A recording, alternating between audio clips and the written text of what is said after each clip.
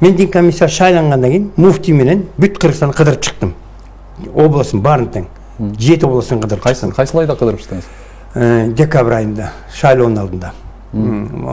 Иш сапармен чыгып, кыдырып, ошондо сураттым, кандай көйгөйлүңөр бар, эмне максаттары бар, кандай жардам беришиң керек десе, бүт баары эле ушуну айтып атышты. ГКМнын кызматкери, 10 жардам кызматкерлери бизге келип такай тоскоолдук кылат деди. Мен ошондо 70-80 кишилер, 100 кишилер, 150-200 киши чогулуп атты, имандар.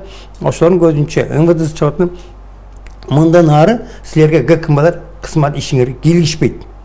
Караса сырттан көзөмөл жүргүзсүн, ичиңерге кирип кетпесин, бирөөңөр обедке алып бара турган болсоңор, обед сурай турган болсо, бензинге, светке, же кантер баласынын кантерине сурай турган болсо, же машина сатып алып атасыз, машинада акча жетпей атат, майда чүйдө акча бер деп айтса, мага түздөн түз айткыла, ал киши кызматтан иштебейт. Себеби баарын тең ошентип эскертип чыккам. Эгер киргениңер көрчү болсом, мукчу болсом, облустарга барып имамдарды чогултуп айтып, имамдарды, хатип имамдарды, молдокелерди, бүт райондордун имамдарын баарын менен чогултуп ошентип сүйлөшкөнбүз. Ошентип айтып кеттим. Биринчи баштаганда эле Баткен областынан баштаганбыз.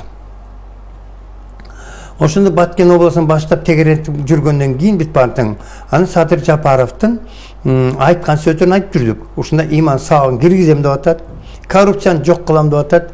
Biz давай колуна кол бололу, бутуна бут бололу, Садыр Жапаровдун саясатын колдойлу деп бүт партияны ошентип мындайча үгүт ишинде жасап жүрдүк.